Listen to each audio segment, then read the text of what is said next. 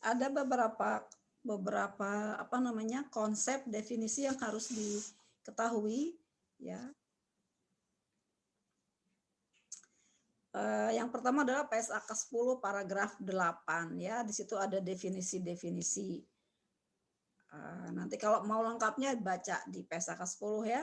Nah, di sini ada yang dimaksud dengan kegiatan usaha luar negeri ya. Kegiatan usaha luar negeri itu adalah entitas yang merupakan entitas anak, entitas asosiasi, ventura bersama atau cabang ya dari entitas pelapor yang aktivitasnya dilaksanakan di suatu negara selain negara entitas pelapor atau menggunakan mata uang selain mata uang entitas pelapor. Jadi di sini ada dua yang dimaksud dengan kegiatan usaha luar negeri, yaitu bisa saya punya saham di perusahaan lain, jadi dia menjadi anak saya tadi yang kalau lebih dari 50% ya.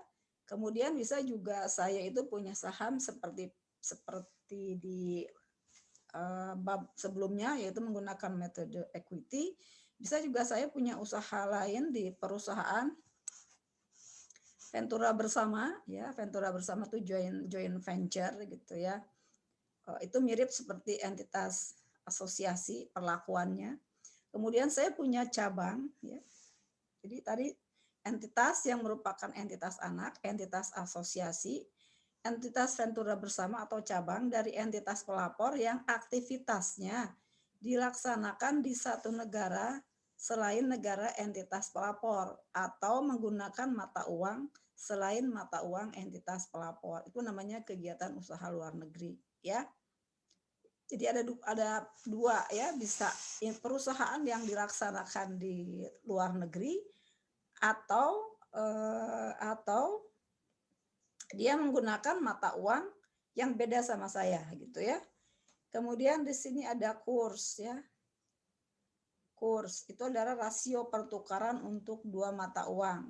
Kalian udah biasalah kurs ya, kurs dolar sekarang berapa? Artinya kalau bilang kurs dolar berapa atau kurs rupiah berapa ya. Tergantung kita mau pakai $1 berapa rupiah atau $1 berapa dolar gitu ya. Kalau di BIMS itu ada istilah indirect sama direct ya. Buat saya nggak masalah. Kita terbiasa menggunakannya $1 berapa rupiah gitu. Kenapa?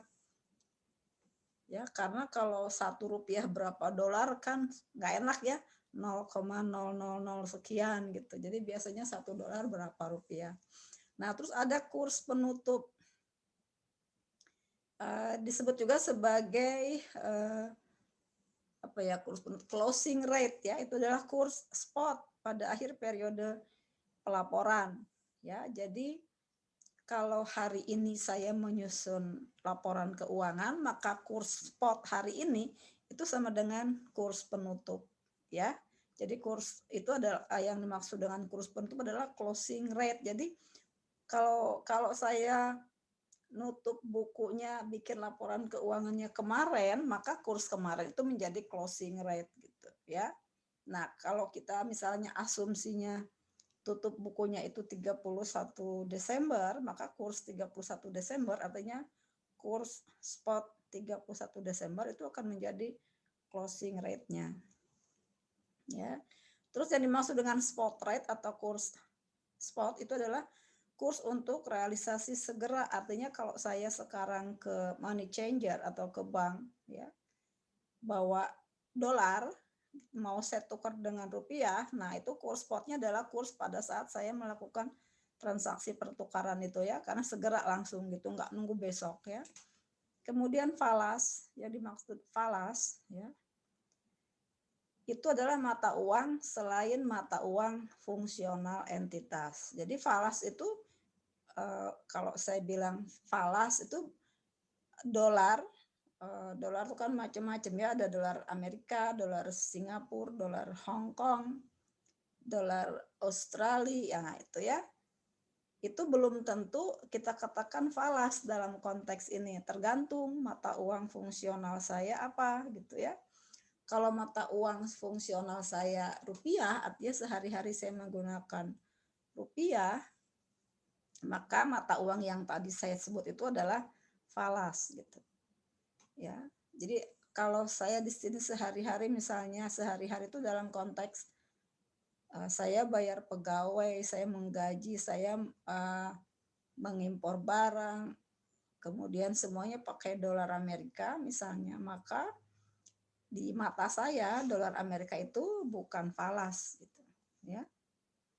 Jadi falas itu adalah mata uang selain mata uang fungsional saya. Saya di sini sebagai entitas pelapor ya. Saya sebagai entitas pelapor. Jadi kalau saya mata uang fungsional saya rupiah, maka selain rupiah buat saya namanya falas, ya. Oke. Nah, nanti dibahas lagi di belakang apa yang dimaksud dengan mata uang fungsional. Itu adalah mata uang pada lingkungan utama di mana entitas beroperasi, yaitu lingkungan di mana entitas tersebut utamanya menghasilkan dan mengeluarkan kas. Nah, kalau menghasilkan berarti dia jual-jualnya ya. Kalau mengeluarkan kas mungkin beli bahan bakunya, beli mesin-mesinnya, bayar upahnya, bayar gajinya. Nah, itu yang dimaksud dengan lingkungan utama ya. Kemudian ada mata uang penyajian, yaitu mata uang yang digunakan dalam penyajian laporan keuangan, ya. Jadi yang tertera di neraca, di laba rugi itu namanya mata uang penyajian, ya. Kita bisa saja transaksinya dolar semua, tapi laporan keuangannya rupiah, gitu, ya. Nah, jadi kalau mata uang fungsional itu mata uang yang kita pakai untuk beroperasi kita sehari-hari. Jadi mata uang untuk menghasilkan kas atau mengeluarkan kas. Jadi pokoknya yang dipakai dalam perusahaan itu namanya fungsional. Kalau yang penyajian berarti yang tertera di laporan keuangan, ya. Nah, kemudian ada istilahnya pos moneter. Apa tuh pos moneter, ya? Itu adalah unit mata uang yang dimiliki serta aset liabilitas yang akan diterima atau dibayarkan dalam jumlah unit yang tetap atau dapat ditetapkan. Jadi di sini adalah pos moneter itu uang kas yang kita miliki sama akun-akun lain ya. Aset liabilitas yang kalau dikaskan itu jumlahnya bisa dipastikan. Contohnya apa? Aset yang seperti uang. Nah, contohnya mungkin saham atau surat-surat utang yang apa istilahnya itu fair value yang dinilai berdasarkan fair value through profit or loss. Nah, itu kan bisa segera diuangkan ya dan jumlahnya itu bisa dipastikan sekian gitu, ya. Kayak terus liability ya berarti contohnya ya utang lah, surat utang plus surat-surat utang tuh berarti kan di sini bisa accounts payable, bisa notes payable yang harganya itu sudah pasti ya. Kalau inventory nggak bisa kita katakan pos moneter. Kenapa? Ya kita bisa saja di situ inventorinya 10.000, begitu dijual nggak 10.000. Jadi kita nggak bisa memastikan nilainya berapa ya. Jadi yang bisa dipastikan disebut pos moneter. Nah, yang tidak bisa ditetapkan berarti namanya pos non moneter. Kemudian ada namanya selisih kurs, ya. Itu adalah selisih yang dihasilkan dari penjabaran sejumlah tertentu satu mata uang ke mata uang yang lain pada kurs yang berbeda gitu ya, pada kurs yang berbeda. Jadi kalau misalnya saya melakukan transaksi penjualan hari ini, maka yang saya pakai adalah kurs hari ini ya. Terus nanti per 31, sekarang tanggal berapa sih? Oke, 12. misalnya nanti 30 April saya dibayar, saya tagih tuh ya. Tadi kan saya jual tuh, saya tagih. Nah, waktu penagihan yang dipakai adalah kurs pada saat 30 April gitu. Nah, itu kan akan terjadi selisih kurs karena $1 hari ini mungkin akan beda dengan $1 30 April. Nah, akan terjadi selisih kurs. Jadi di situ adalah selisih yang dihasilkan dari penjabaran sejumlah tertentu satu mata uang. Tadi $1. Dolarnya ke dalam mata uang rupiah dengan kurs yang berbeda. Artinya kurs hari ini dan kurs nanti, ya. Nah, Tadi kan kita cerita mata uang fungsional ya, untuk menentukan apakah mata uang rupiah yang kita pakai itu fungsional atau bukan. Nah, yang pertama adalah contohnya di sini. Yang pertama, mata uang yang paling mempengaruhi harga jual barang dan jasa. Jadi mata uang yang harga jual barang dan jasanya itu didenominasikan dan diselesaikan. Jadi misalnya saya misalnya jualan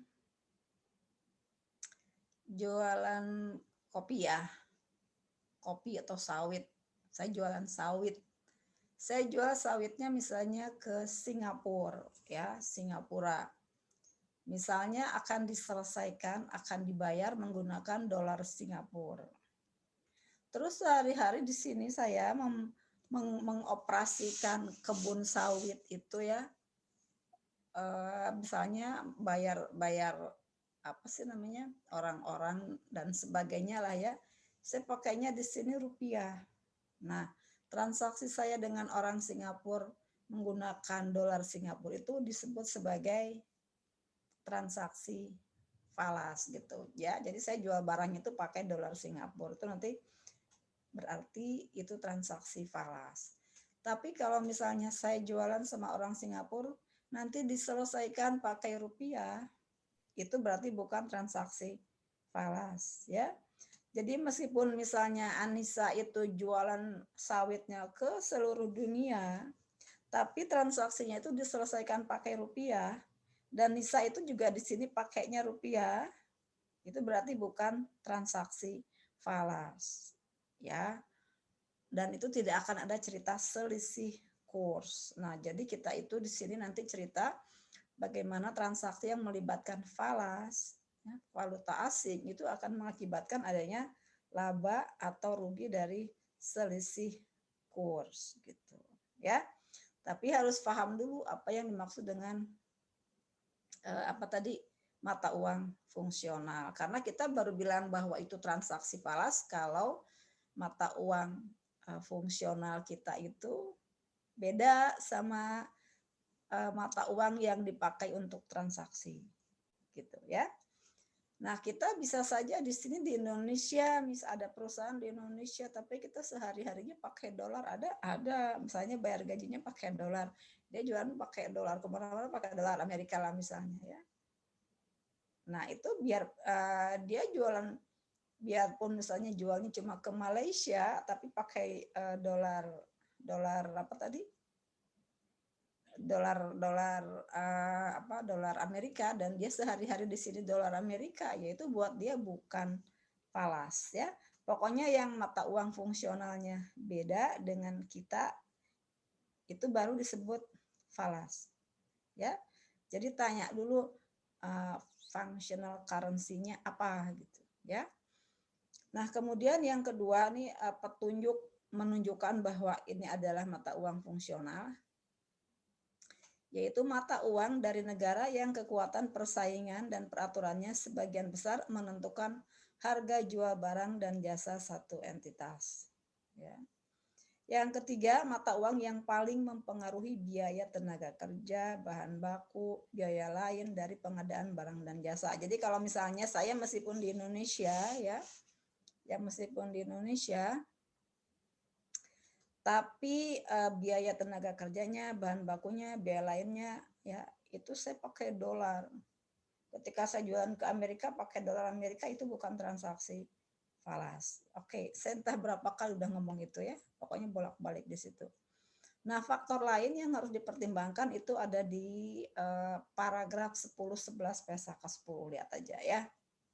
Untuk menentukan mana nih functional currency, karena menentukan functional currency itu akan menentukan apakah satu transaksi itu diperlakukan sebagai transaksi falas atau bukan. Oke? Nah, ada pertanyaan sampai di situ?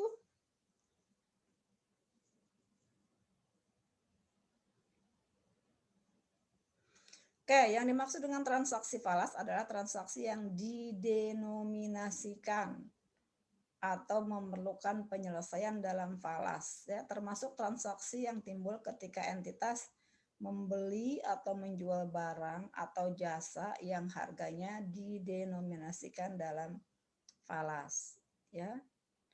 Yang kedua termasuk pinjam meminjam, meminjam atau meminjamkan dana, ya, ketika jumlah yang merupakan utang atau tagihannya itu akan diselesaikan dalam falas. Falas itu apa tadi? Valuta asing.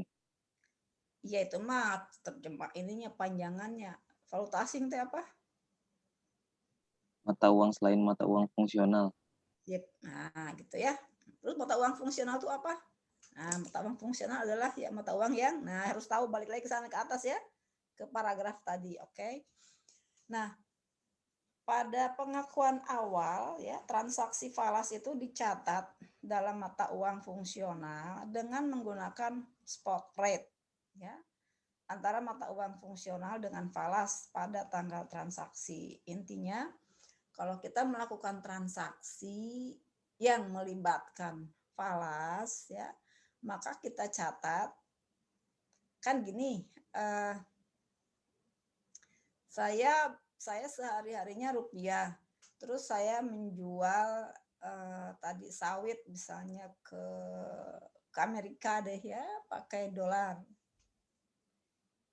Tanggalnya sekarang transaksinya, maka saya menjurnal di buku saya itu adalah apa? Accounts receivable pada sales. Pakai apa? Notasinya rupiah kan, karena saya di Indonesia ya. Tapi kalau nanti saya bayarnya harus pakai dolar misalnya, saya tadi jual ya, jualnya nanti misalnya $10.000. Nah, jualnya $10.000. Nanti saya akan terimanya bukan rupiah tapi dolar. Nah, itu berarti akan didenominasikan dalam dolar. Maka saya catatnya di sini $10.000 kali kurs hari ini berapa. Ya, di saya nulisnya rupiah gitu. Tapi nanti saya akan terimanya dolar. Nah, karena saya pakainya rupiah, pencatatan juga rupiah, maka saya di situ harus mengkonversi yang $10.000 itu ya kan hari ini berapa gitu. Ya. Nah, terus si piutang itu karena nanti akan diterimanya dalam dolar, kita kasih notasi dia. Notasi itu apa? Notasi, tulisan, catatan kecil. Kita kasih aja foreign currency supaya saya nggak lupa. Atau karena misalnya tadi mau pakai terimanya dalam dolar, dikasih aja US dollar gitu, kasih keterangan. Ya. Nah, itu pada pengakuan awalnya. Nah, terus misalnya kalau sekarang tanggal April ya, tanggal 12 April. Nah, misalkan tanggal 30 April saya mau tutup buku nih. Ya, tadi kan saya masih punya piutang tuh. Karena akan diselesaikannya nanti 31 Mei misalnya, ya. Terus tanggal 30 Aprilnya saya tutup buku. Jadi saya tutup bukunya bulanan gitu ya. Tutup buku 30 April. Nah, si piutang yang dalam dolar tadi itu harus disesuaikan dengan kurs tanggal 31 Desember. Kalau ada selisih kurs tanggal hari ini dengan 30 April, nah itu masuk ke dalam laba rugi selisih kurs. Ya. Oke. Terus nanti tanggal 31 Mei, 31 Mei pas dibayar, saya kan akan terimanya $10.000 ya enggak? Ya saya terima dulu $10.000. Nanti saya tukerin kan? Nah, itu kalau kursnya berubah dari tanggal 30 April sampai 31 Mei, kita juga akan mengakui adanya laba rugi selisih kurs ya. Exchange gain atau exchange loss gitu. Ya. Nah, oke, pada pengakuan awal transaksi falas dicatat ya menggunakan spot rate. Sedangkan pelaporan pada akhir periode berikutnya adalah sebagai berikut ya. Pertama, post moneter falas dijabarkan menggunakan kurs penutup ya, ditranslate ya. Kemudian post non moneter yang diukur dalam biaya historis dijabarkan menggunakan kurs pada tanggal transaksi ya. Terus kalau ada pos non moneter yang diukur pada nilai wajar dalam falas itu dijabarkan menggunakan kurs pada tanggal ketika nilai wajar ditentukan. Biasanya tanggal yang dipergunakan adalah tanggal neraca sehingga kurs yang digunakan adalah kurs penutup, ya. Nah, untuk kepraktisan, kurs yang mendekati kurs aktual pada tanggal transaksi sering digunakan, misalnya kurs rata-rata untuk seminggu atau sebulan dapat digunakan untuk semua transaksi dalam falas ya yang terjadi selama periode tersebut, kecuali jika kursnya berfluktuasi secara signifikan. Jadi kalau kalian perhatikan kan kurs itu bisa pagi $1.15.000, sorenya $1.15.100 gitu ya. Jadi kita biasanya menggunakan kursnya rata-rata seminggu ini berapa gitu. Jadi nggak tiap saat transaksi kita jam sekian kursnya berapa, enggak gitu ya. Kalau kurs itu sangat istilahnya tidak terlalu bervariasi, tidak berfluktuasi secara tajam, itu biasanya kita pakai kurs rata-rata, bisa rata-rata seminggu, rata-rata sebulan ya. Nah, kalian bayangkan kalau penyewaan lapangan parkir untuk pesawat terbang, itu pesawat-pesawat yang mendarat di sana tuh bayar nggak sih? Bayar ya. Kursnya pakai apa? Pakai apa bayarnya? Pakai rupiah? Kayaknya enggak ya. Coba nanti kalian cek tuh. Nah itu kan kalau misalnya kita si angkasa pura mau mencatat kan, ya repot juga kalau tiap ada yang landing mendarat, cari kursnya hari ini berapa. Ya, jadi biasa dipakainya rata-rata, bisa rata-rata seminggu atau rata-rata sebulan. Itu untuk memudahkan saja, ya. Oke, contoh ya. Ini 1 Desember 2016, X Company, ini perusahaan Indonesia sorry sebentar. Ini ada yang kelewat ya, yang ini ya. Pos non moneter yang diukur dalam biaya historis dalam falas dijabarkan menggunakan kurs pada tanggal transaksi. Jadi kalau misalnya saya misalnya ngimpor misalnya peralatan yang buat peralatan kesehatan lah misalnya untuk dokter gigi gitu ya dari Jerman ya pakai euro. Kan saya menjurnalnya debitnya kan peralatan ya, kreditnya apa? Utang ya.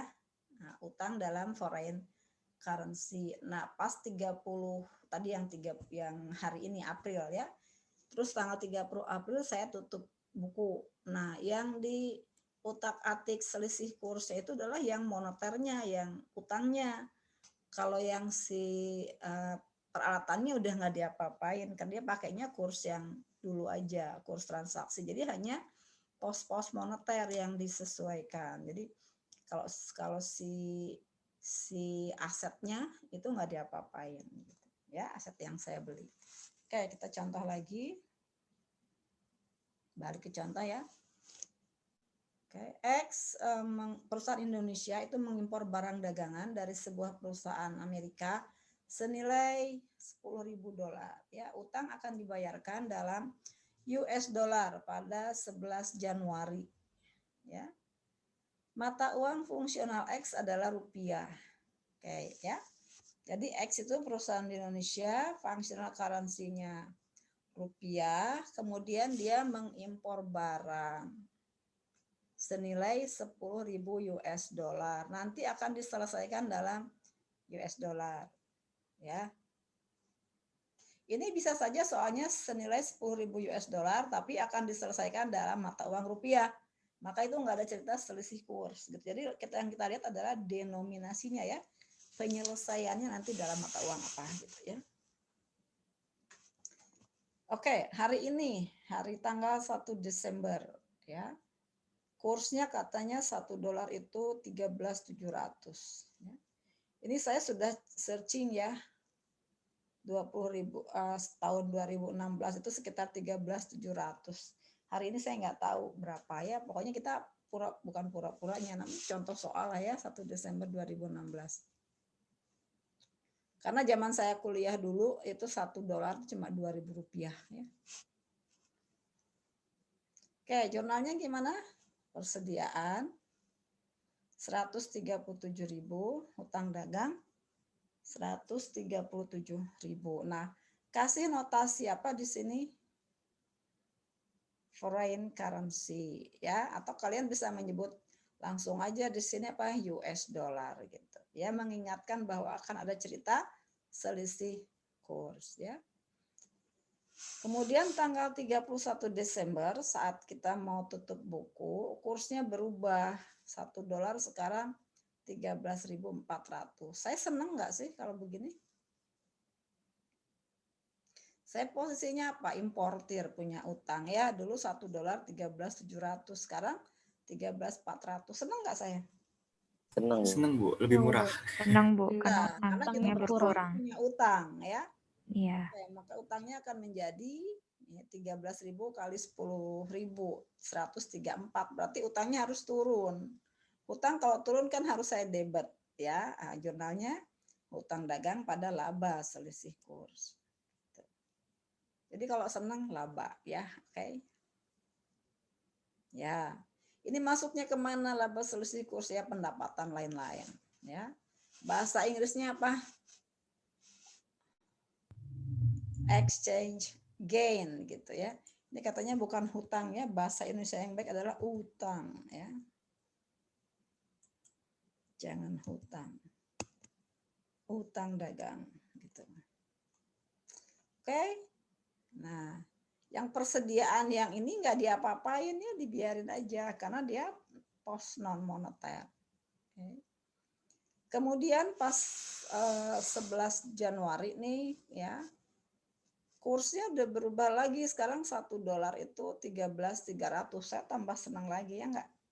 Nah, jadi saya memerlukan uang rupiah yang lebih sedikit. Jadi saya laba lagi. Labanya berapa? Labanya dari posisi terakhir 31 Desember. Tadi kan 13.400, sekarang 13.100, berarti kalau saya labanya 100 ya. 100 kali 10.000 dolar. Yang 100 kan selisih kursnya. Nah, ya, jadi kita jurnal dulu ya. Hutang dagang 103. Kalian boleh bikin 2 jurnal. Jadi 2 jurnal itu berarti mengakui apa dulu? Kalau jadi jurnalnya bisa begini. Hutang dagang, hutang dagang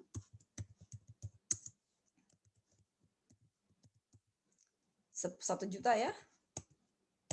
1 juta gitu. Terus kreditnya apa? Laba. Ya, Laba selisih kurs. selisih kurs 1 juta ya. Oke.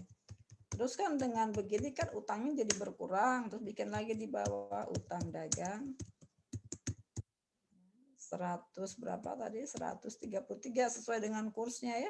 133 juta pada kreditnya kas 133 juta gitu ya. Nah, boleh dibuat jurnal 2 kali atau langsung saja hutang dagang 134 kas yang dikeluarkan sesuai kurs pada laba selisih kurs gitu ya.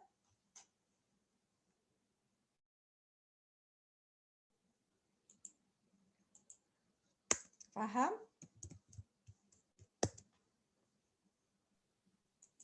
Paham Bu. Ya. Bu, izin tanya Bu, Boleh. untuk mata uang penyajian itu selalu berdasarkan mata uang fungsional atau bisa beda lagi ya Bu? Mata uang fungsi enggak, kalau mata uang penyajian tergantung dia di negara mana. Kayak seperti di Indonesia itu mau perusahaan apapun dia wajib pakai, jadi wajib harus ada laporan dalam bentuk rupiah. Jadi jadi tidak harus fungsional itu sama dengan penyajian. Jadi kayak saya di sini nih ya. Saya di sini pakainya apa ini? Rupiah ya. Penyajiannya mungkin bukan rupiah gitu. Tapi normalnya kalau di Indonesia itu ya rupiah setahu saya ya. Mata uang penyajiannya rupiah, itu wajib kalau di kita. Kalaupun misalnya dia menyajikan, dia bikin laporan keuangannya pakai fungsional ya, misalnya dia perusahaan Amerika misalnya, dia pakainya dolar, dia pakai fungsional, dia tetap harus translate, dirupiahkan. Kalau di Indonesia gitu. Makanya kalian kalau lihat laporan keuangan perusahaan itu biasanya suka ada dua kiri kanan gitu ya, yang satu bahasa Indonesia, yang satu bahasa Inggris. Oke, lanjut. Sekarang. Terima kasih, Bu. Oke, sekarang kalau soalnya diubah nih, gimana kalau soalnya diubah? Ini.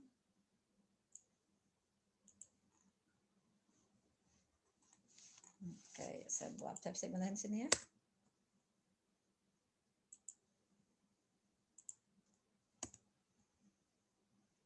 Saya bukan mengimpor, tapi di sini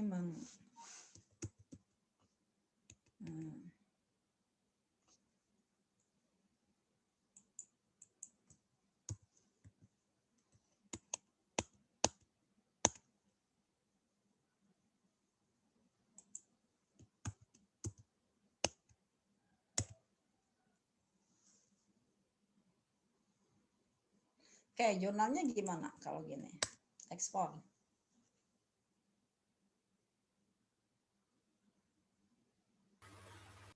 Gimana? Piutang dagang pada penjualan mungkin, Bu. Oke, piutang dagang pada penjualan. Berapa tadi? 103 sama ya? Mana tadi? Ah, ini nih. Berapa di sini?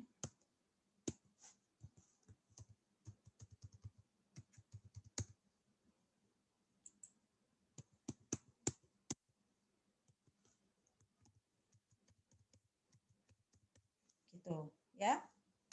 Terus tanggal berapa tadi?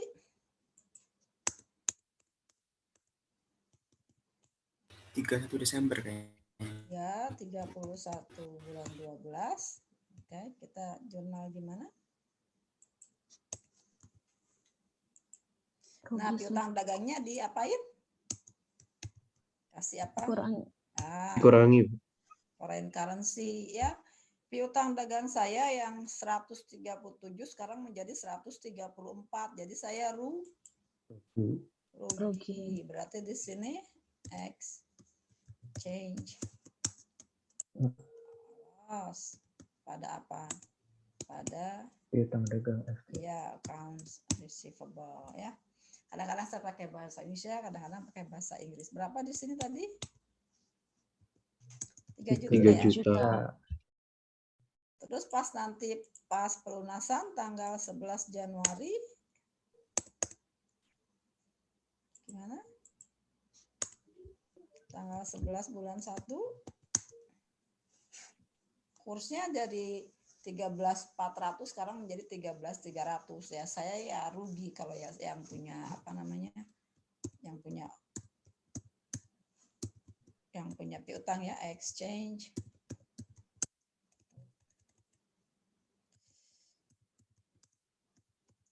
loss berapa tadi? 1 juta ya, 1 juta. Terus apa? Kas ya. Saya terima uang kas.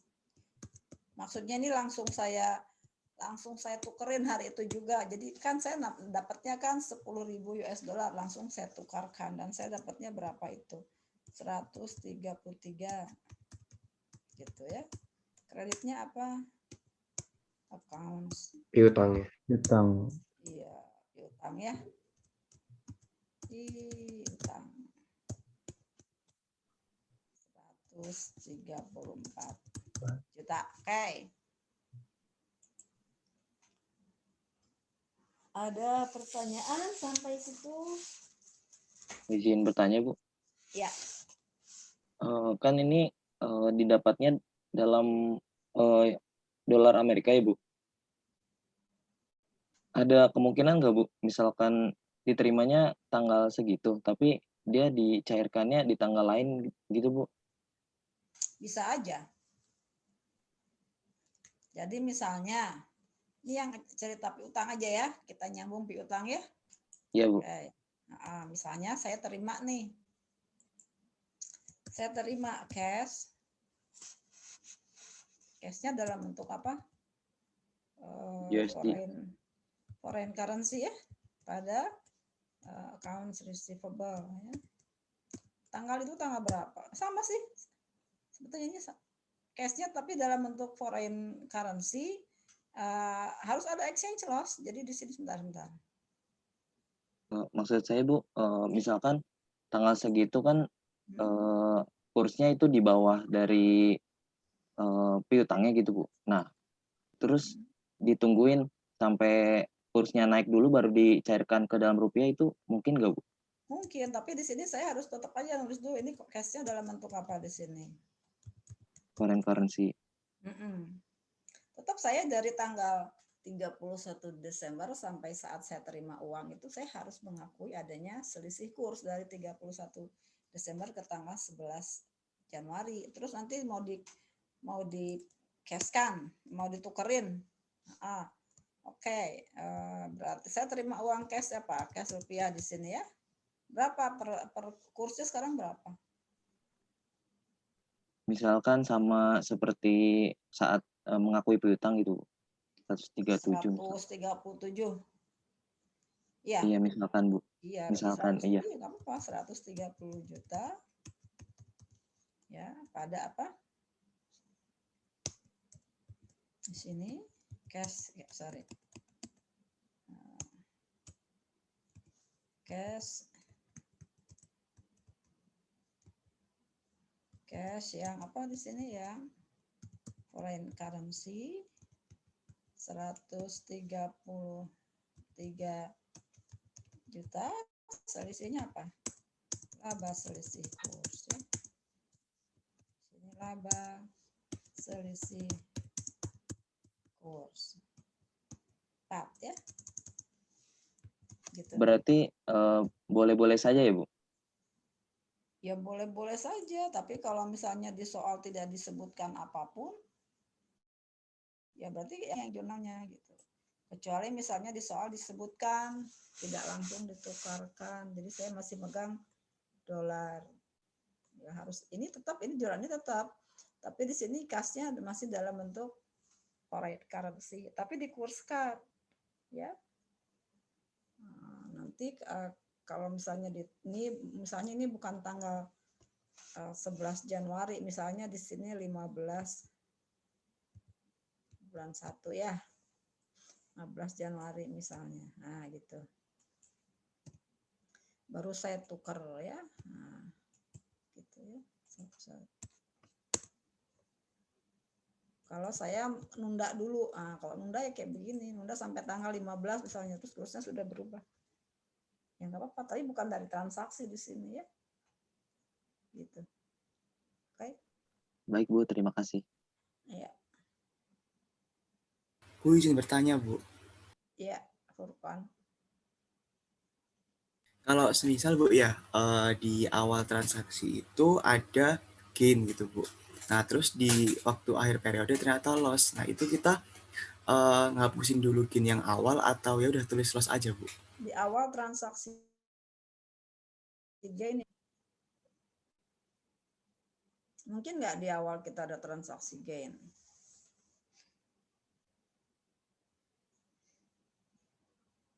Oh ya, hampir nggak mungkin, Bu, ya. Iya, karena waktu transaksi pertama kali nggak ada selisih kurs kan. Selisih kurs itu kan terjadi perbedaan antara tanggal transaksi awal dengan tanggal tutup buku, tanggal bikin laporan. Terus nanti tanggal bikin laporan dengan tanggal pelunasan. Nah, di sini intinya apa? Kita mengakui, di sini dicontohkan ya, kita itu dua-duanya mengakui adanya laba ya. Ya enggak, di sini laba ya. Di sini juga laba ya. Tapi ini dilaporkan di dua tahun pelaporan yang berbeda. Ini yang berakhir per 30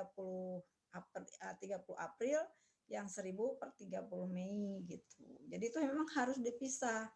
kan 31 Desember kita kan bikin cut off ya. Kalian kalau di auditing kan mengenal istilah cut off posisi per 31 Desember. Nah, yang di atas adalah yang berakhir 31 April di cerita kita.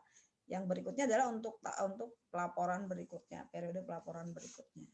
Gitu. Jadi nggak boleh nunggu sampai, intinya adalah nggak boleh nunggu sampai tanggal pelunasan. Jadi dari transaksi berapa, kita nggak nunggu sampai tanggal pelunasan.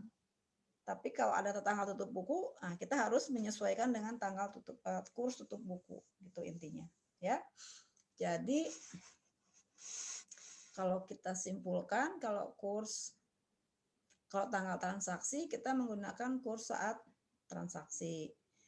Kalau kurs kalau 31 Desember tutup buku, kita masih punya utang piutang dalam falas, kita menggunakan kurs 31 Desember. Kalau pas pelunasan kita menggunakan kurs saat pelunasan, ya. Kayak tadi gampang banget gitu. Yang jelas di sini kalian harus tahu apa yang dimaksud dengan functional currency, apa yang dimaksud dengan transaksi falas gitu ya. Falas sama transaksi falas, kemudian foreign apa istilahnya? Functional currency gitu ya. Jadi kita bisa mengakui laba rugi dari selisih kurs. Itu aja kalau functional currency-nya ya. Transaksi falasnya cuma itu ceritanya. Jadi ada 3 kurs lah kira-kira begitu ya. Ya, baik, terima kasih banyak Bu. Ya.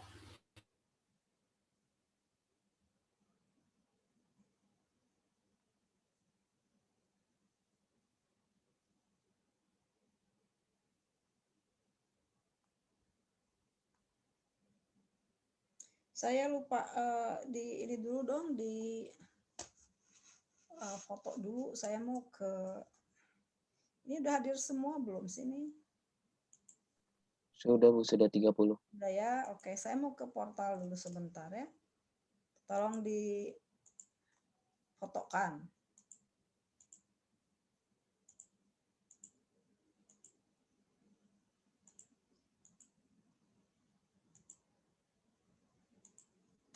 Difotokan, disimpan ke WA saya ya.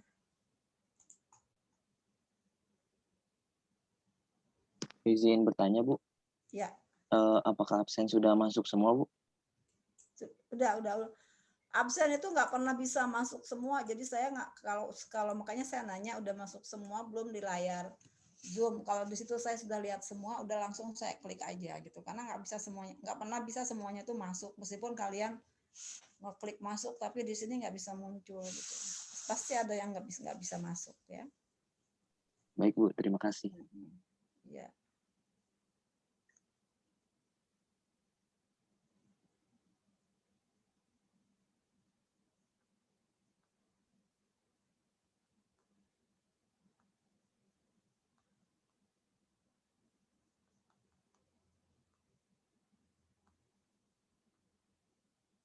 Udah cuma itu. Mau kita lanjutkan? Atau kalian latihan soal dulu? Oke, saya mau melengkapi ini dulu ya.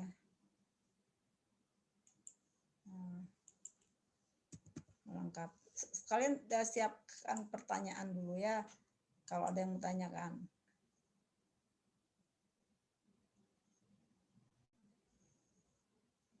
Oke.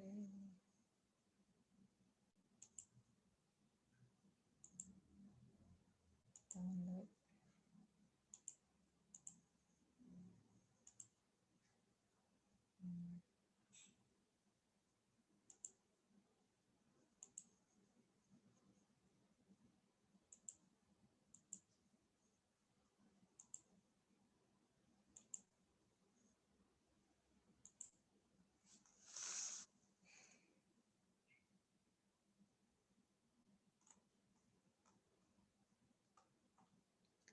Bisa? Bisa nggak? Ibu, saya izin tanya, Bu. Ya, Siti. Yang 31 Desember itu lebih ke penyesuaian kan, Bu, sebenarnya? Penyesuaian post moneter yang dalam falas. Nah, kenapa dicatatnya itu laba selisih kurs itu langsung laba? Kenapa bukan unrealized gitu? Bukan belum terrealisasi gitu sih, Bu? Ya nggak apa-apa, kenapa? Oh, nggak apa-apa ya, Bu? Nggak apa-apa. Karena apa namanya? Apa ya? Coba kalau kalian punya surat berharga gitu ya, surat berharga, terus pakai fair value, terus fair value-nya apa namanya naik misalnya, kalian jurnalnya gimana? Biasanya investment pada apa? Investment pada unrealized gain gitu ya. Kalau ya sama aja, nggak masalah. Apakah maksudnya Siti mau ditambahin ya? Jadi unrealized, kayaknya saya tidak menemukan itu ya. Jadi kayaknya semuanya itu everybody knows gitu bahwa itu adalah unrealized gitu ya. Jadi cuma biasanya mereka menggunakan cuma laba atau rugi selisih kurs saja.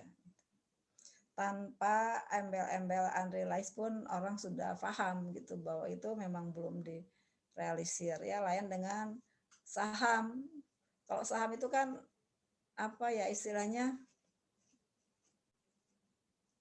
Sebentar. Kalau saham itu saham yang hanya yang kita miliki untuk dijual kembali seperti trading ya. Mestinya sih nggak unrealized ya, itu mah ya udah realize aja gitu. Karena kan kalau dinilai berdasarkan fair value kan artinya memang mau dijual ya.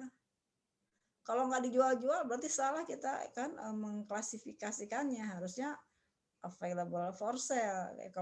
Kalau dinilai berdasarkan fair value itu emang mau dijual gitu. Logika kita begitu. Okay. Salah sih kalau Siti mau nulisin unrealized exchange gain, tapi saya nggak pernah ketemu gitu dari dulu orang menggunakan istilah unrealized. Tapi kalau untuk saham biasanya orang pakai akun itu ya. Itu mungkin masalah kebiasaan aja ya. Oke. Ada lagi? Baik, Bu, terima kasih. Oke. Bu, Yang saya lain izin ada bertanya. lagi? Ya, Adrian. Saya mau tanya tentang post moneter yang menggunakan biaya historis. Itu selain inventory, kira-kira contohnya apa lagi? Inventory non moneter itu aset tetap. Kalau gampangnya gini, kalau post moneter itu kalau dijual itu bukan dijual, direalisir, itu harganya bisa ditetapkan dari sekarang. Jadi pada saat saya nyusun itu, saya bisa menentukan ini nanti kalau direalisir berapa. Kalau uang kan ya nggak perlu direalisir, uangnya segitu. Terus surat-surat berharga kan asumsinya kalau fair value ya saya bisa menetapkan fair value-nya berapa gitu. Kalau dijual tanggal itu ya, misalnya fair value saham fair value kan saya laporin 10.000. Nah itu kalau saya jual ya sekira-kira segitu, nggak beda jauh. 10.000 bisa ditaksir. Yang nggak bisa ditaksir ya, jadi kalau mungkin kalau digampangkan itu adalah uang, surat-surat berharga yang fair value pakai penilaiannya. Ya, terus sama utang piutang. Itu post moneter. Ya, kalau mau disederhanakan. Utang piutang sama surat-surat berharga yang dinilai berdasarkan fair value through profit or loss gitu ya. Ya kan? Iya. Kalau gedung apa gedung? Moneter atau non moneter? Non moneter. Non moneter. Emang saya nyusun laporan saya bisa tahu gitu harganya berapa meskipun saya pakai fair value. Kalau direalisir segitu belum tentu, saya nggak bisa nentuin. Itu kan meskipun hanya taksiran, ya. Oke. Ya, baik Bu, terima kasih. Iya. Ada lagi?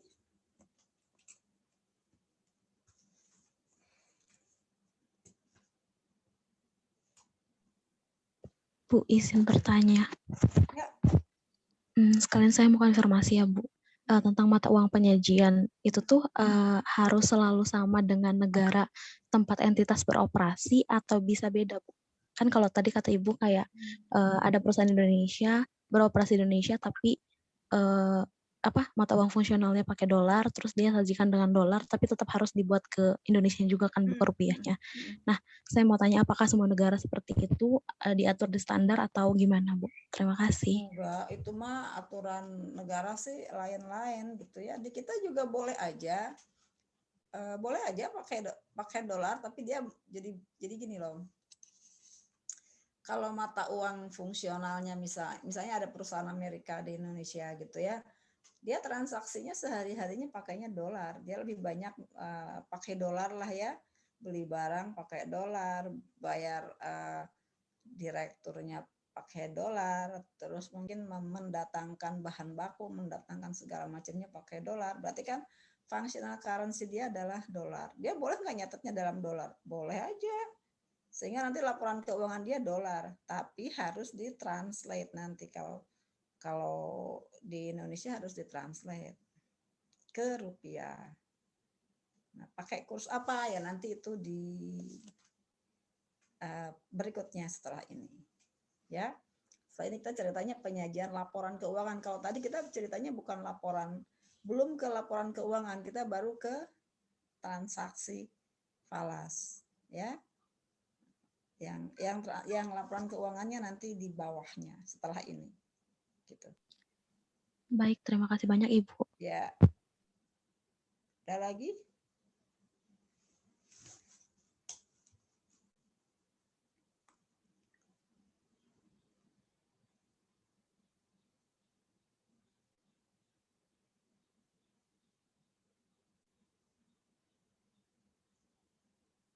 Ada lagi gak?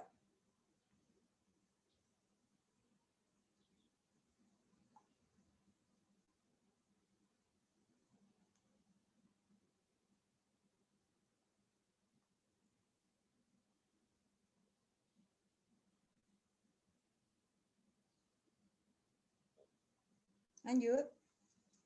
Oke, lanjut sebentar ya. Saya izin dulu sebentar. Mau ambil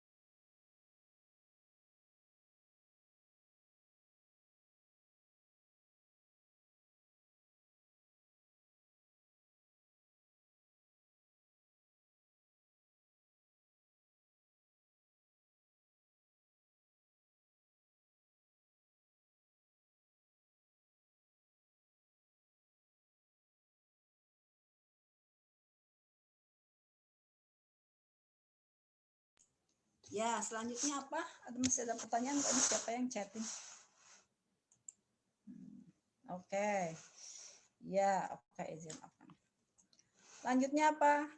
Nah, lanjutnya kita ke foreign currency. Kok jadi ini sih? Share.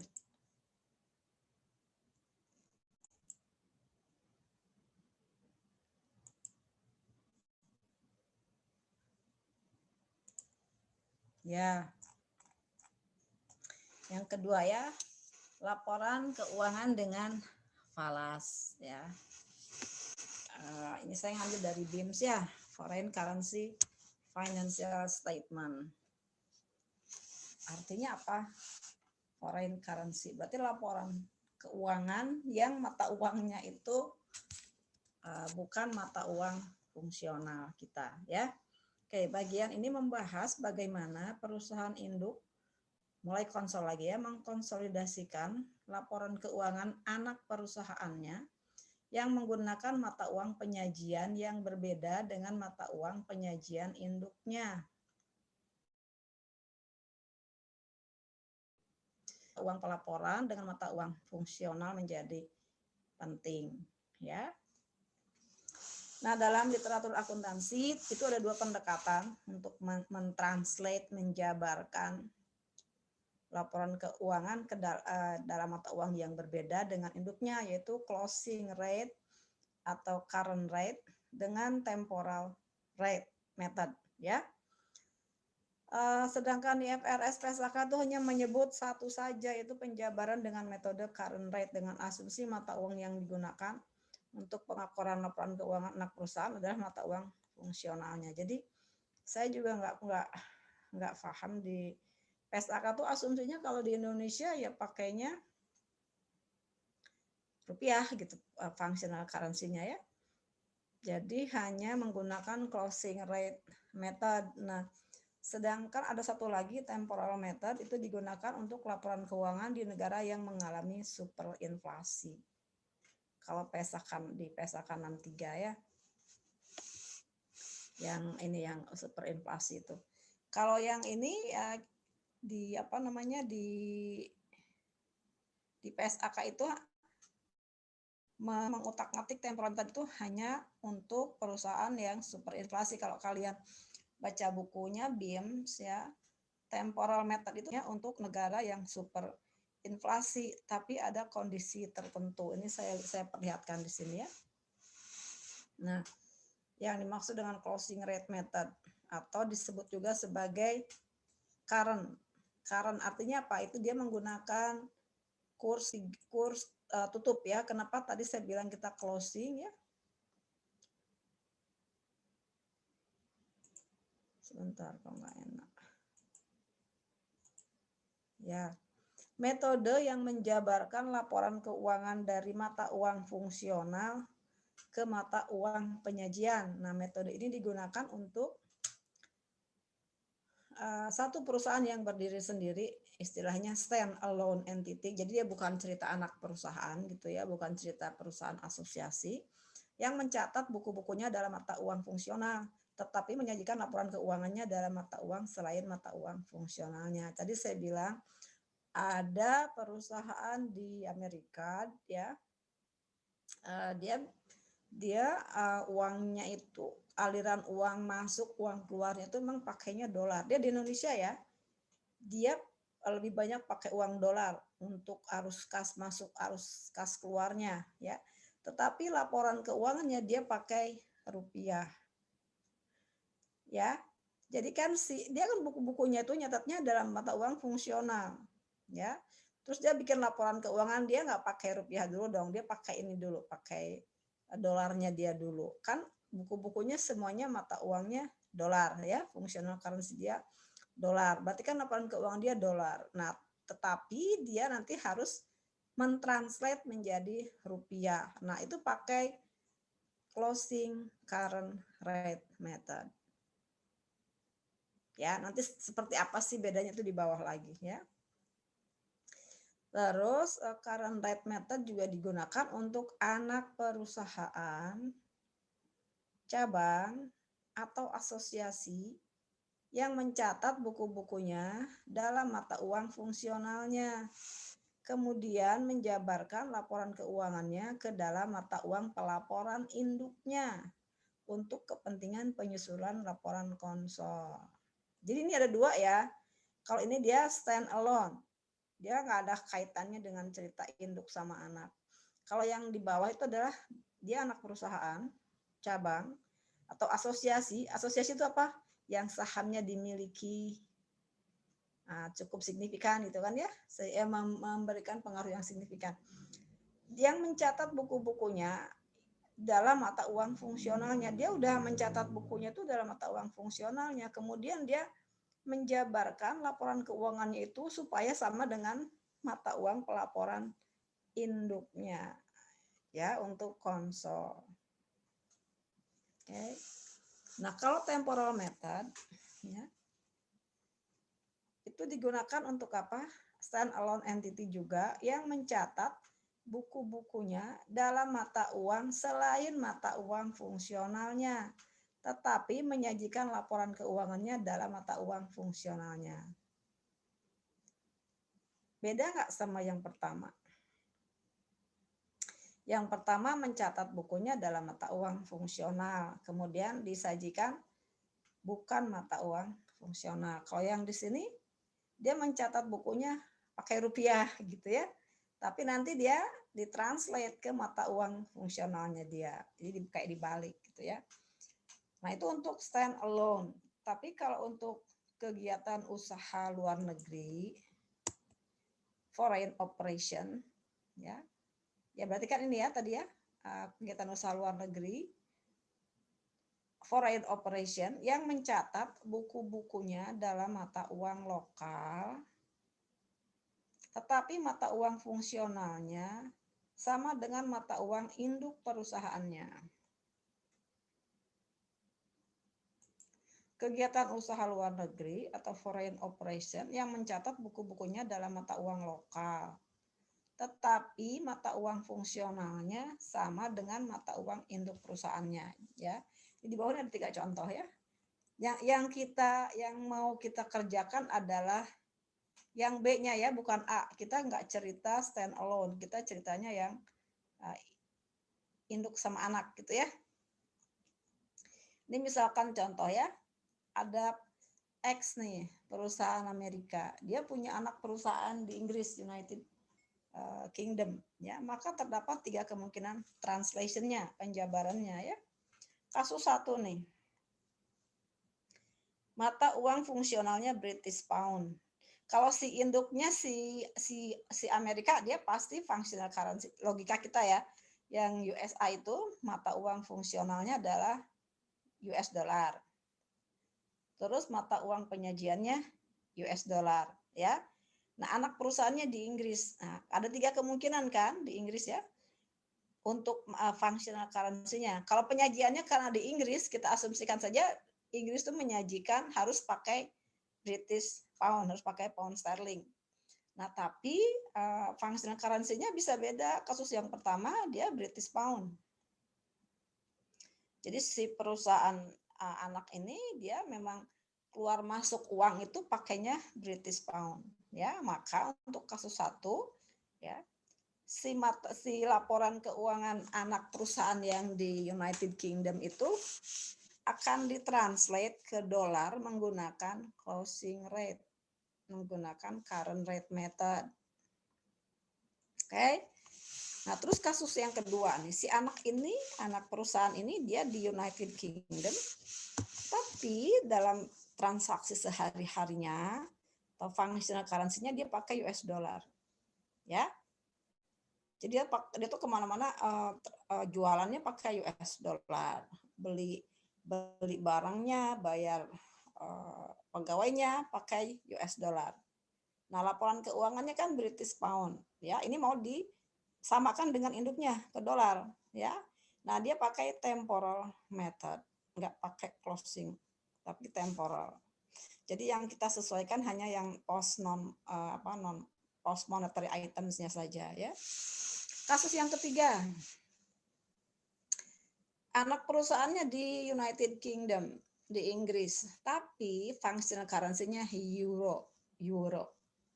Ya. Laporan keuangannya British Pound. Kan dia mau disamakan tuh dengan Amerika ya. Nah, ini dia harus dua, temporal dulu. Temporal dulu itu di apakah si British Pound-nya Disamakan dengan induk. terus setelah itu baru current rate method. Jadi dia dua ya. Dibawa dulu ke apa istilahnya? Ke apa sih istilahnya? Ke US dolarnya dulu ya, ke US dolarnya dulu, setelah itu baru di translate lagi gitu. Jadi ada dua cara dia ya. Bawa dulu pakai temporal method, setelah temporal method dia pakai current rate method 2 kali ya. Nah, kita nggak selama ini kita tidak pernah mengeluarkan yang kasus yang ketiga gitu ya. Kayak di Indonesia aja bisa aja perusahaan Jepang ya, mata uang fungsionalnya dia nggak pakai Indonesia ya, pakainya apa misalnya dolar. Mata uang penyajiannya apa? Rupiah ya. Tapi induk perusahaannya misalnya bukan di Jepang, induk perusahaannya Amerika, bisa aja kayak begitu ya. Amerika punya anak di Indonesia, tapi di Indonesia dia nggak pakai dolar, nggak pakai rupiah, pakainya dolar gitu ya. Pokoknya berbagai kemungkinan ada gitu ya. Nah, kalau seperti itu maka harus di dua kalikan, di temporal method dulu, kemudian baru current rate method dulu ya, 2 kali kerjanya. Oke. Nah, ini bedanya apa sih yang current rate sama temporal? Itu bedanya adalah kurs yang dipakai pada saat kita translate. Itu bedanya, ya. Nah, kurs untuk menjabarkan pos-pos neraca kalau kita menggunakan closing rate seperti ini, temporal seperti ini. Nah, berarti kalian harus ngapalin ya. Mau nggak mau ngapalin gitu. Kalau kalau closing rate itu hampir semuanya kita itu menggunakan kurs tanggal neraca kecuali kecuali apa? Coba kita lihat. Share capital sama RE yang pre-akuisisi itu menggunakan historical rate. Temporal juga sama. Nah, post acquisition RE ini RE akhir tahun itu nggak ditranslate. Kalau itu kan hasil perhitungan ya, beginning RE tambah net income kurang dividen. Nah, monetary asset sama ya, pakai closing. Ini ada yang menyebut closing rate method, ada yang menyebutnya current rate method, sama aja ya. Kemudian nah bedanya di sini non monetary items. Ya. Yang fixed asset, investment at cost dan seterusnya. Kalau ini pakai kurs akhir tahun, kalau ini pakai kursnya historis ya. Kemudian non monetary items yang pakai fair value, di sini pakai closing rate. Kalau di sini rate pada saat revaluasi ditentukan ya, atau fair value ditentukan. Jadi dia seperti historical. Dulu fair value-nya berapa, nah gitu ya. Nah, laba rugi hasil translate, kan tadi kan laporan keuangannya itu ditranslate. Kan suka ada selisih kurs ya. Nah, selisih kursnya kalau yang metode current rate method itu masuk ke neraca sebagai OCI. Kalau kita menggunakan temporal method, selisihnya masuk langsung ke laporan laba rugi. Jadi kayak exchange gain loss tadi, ya. Ini untuk neraca nih. Oke. Nah, sekarang untuk income statement, kalau untuk laporan arus kas kita nggak cerita. Kenapa? Kalau kalian bisa bikin neraca, 2 neraca, bisa bikin income statement, kan tinggal langsung bikin laporan kasnya ya. Makanya kan di cerita bab 1 juga, di cerita AKL 1 juga nggak ada cerita cash ya. Kenapa? Karena asumsinya kalian bisa bikin sendiri gitu ya. Untuk laba rugi berupa apa ini? Sales, purchase, expenses, income that result in inflow, outflow dari monetary items itu masuk actual rate. Jadi kurs aktualnya berapa? Cuma kan nggak mungkin lah misalnya kayak sales gitu ya. Kita menelusuri sales itu kan dari Januari sampai Desember. Masa saya harus ngecek satu-satu dulu kursnya berapa. Nah, kita pakai biasanya kurs rata-rata setahun berapa. Gitu ya. Untuk COGS. Nah, kalau temporal method dia harus dihitung. Historical rate of original purchase. Ini mau pakai FIFO, LIFO, dan sebagainya ya.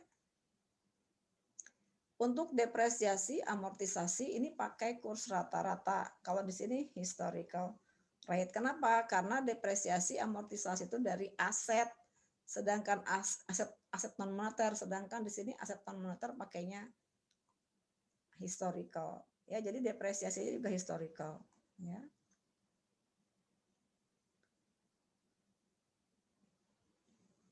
Kemudian dividen and other appropriation of profit itu dua-duanya actualnya. Kalau dividen ya waktu dibagi kursnya berapa, ya.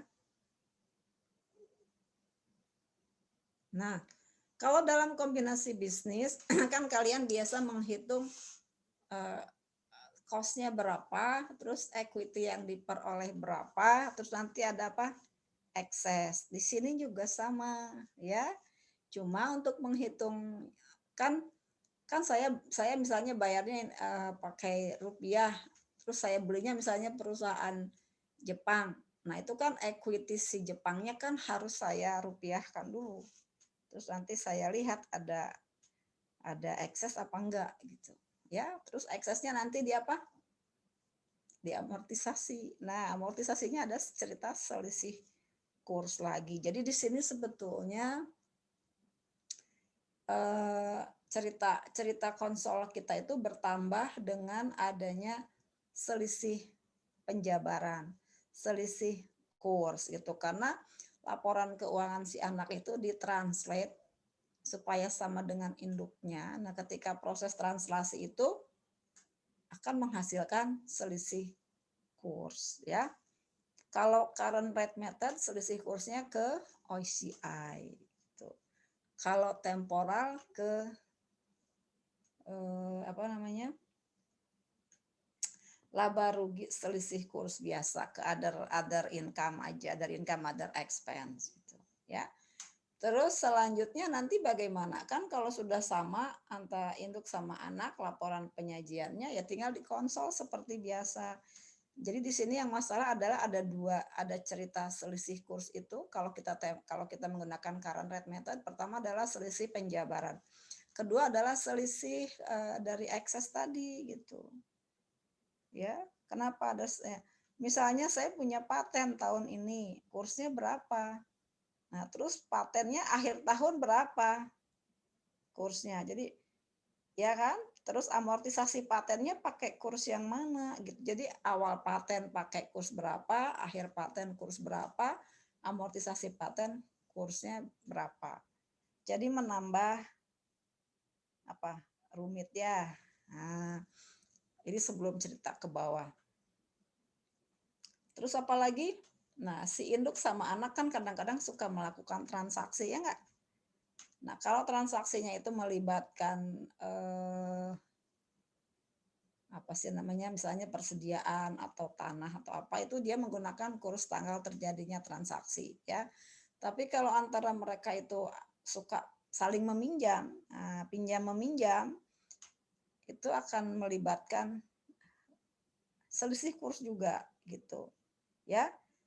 Jadi pinjamnya nanti kan induk sama anak tadi beda tuh mata uangnya.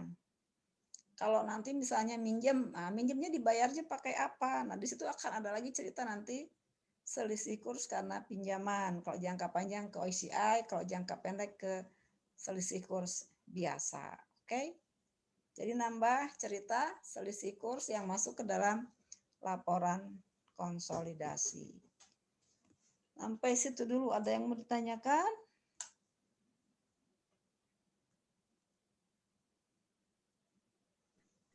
izin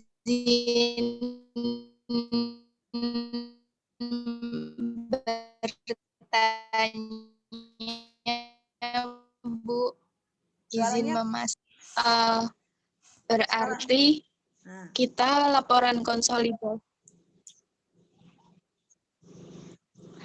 Berarti laporan konsolidasinya itu berdasarkan yang oke, ini kayaknya suaranya ini ya delay ya. Di ini aja, kalau nggak di situ di chattingan juga boleh ya tanyanya. Kalau ini kayaknya suaranya ini di chattingan boleh atau ke WA juga boleh, nanti saya jawab.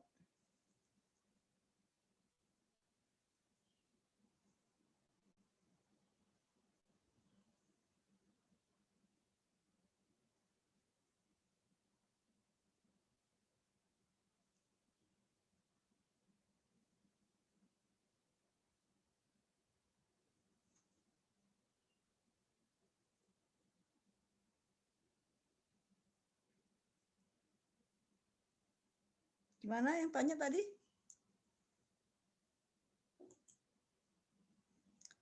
Tadi siapa yang tanya? Fitri, Bu. Berarti laporan konsolnya dia dong. Anak mah tuh harus ikut ibunya, masa ibu ikut anak? Ya, kamu yang harus nurut sama orang tua, bukan orang tua yang nurut sama anak ya. Ke induknya. Iya, Jadi Bu, Fitri suaranya walaupun contohnya itu anak perusahaannya. gimana? Jadi kita itu mentranslate laporan induk perusahaan, anak perusahaan ke induknya. Karena yang mengkonsolidasikan itu bukan anak, mengkonsol itu siapa? Induknya. Induknya pakai dolar, anaknya pakai rupiah, ya kamu didolarkan dong. Ya, supaya sama dengan induknya. Gitu Fitri atau gimana?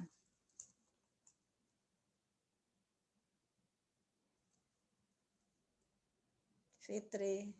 Ya, oke. Yang lain ada yang mau tanyakan?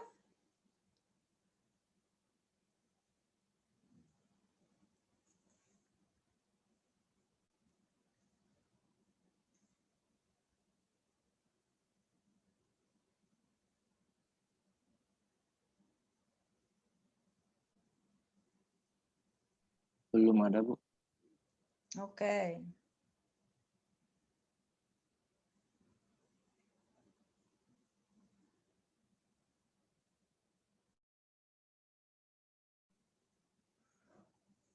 Oke, lanjut ya.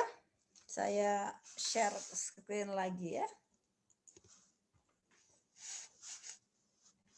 Kita kembali ke yang tadi. Oke. Contoh nih ya. Contoh aja ini ya. Atau contohnya mau langsung aja lah ya.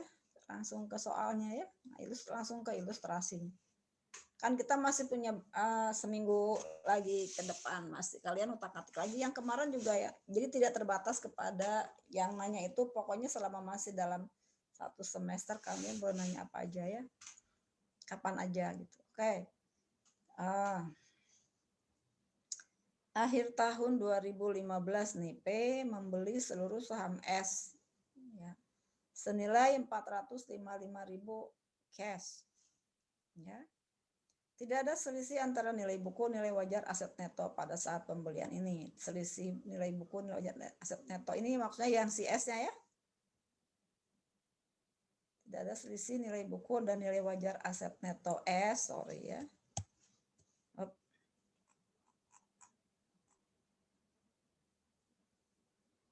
Selisih aset neto S pada saat pembelian ini. Nih, kursnya 1 pound sterling itu sama dengan 1,30 US dollar ya. Jadi ini P, soalnya saya tuh kalau cerita Indonesia susah juga. Indonesia tuh Indonesia membeli ya, tapi jarang. Indonesia tuh kebanyakan dimiliki ya, bukan memiliki ya nggak. Di sini kan banyak perusahaan asing sifatnya sebagai apa? Kita sebagai anak ya.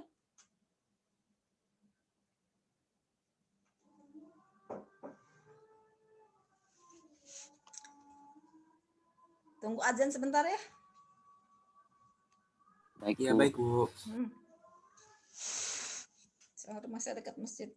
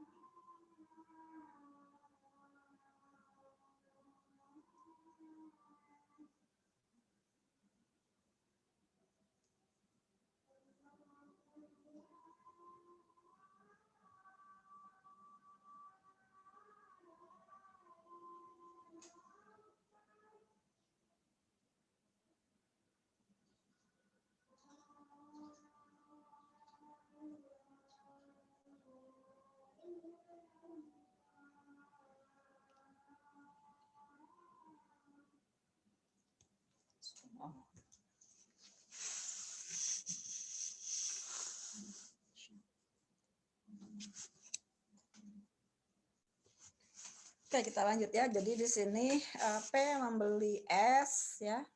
P-nya perusahaan Amerika. S-nya perusahaan Inggris ya, senilai $455.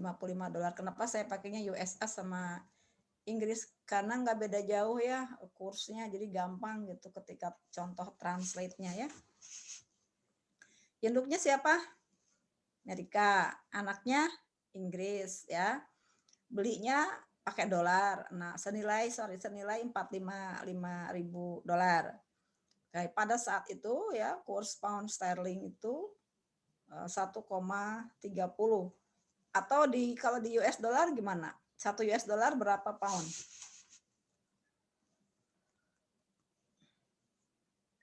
Nyarinya gimana?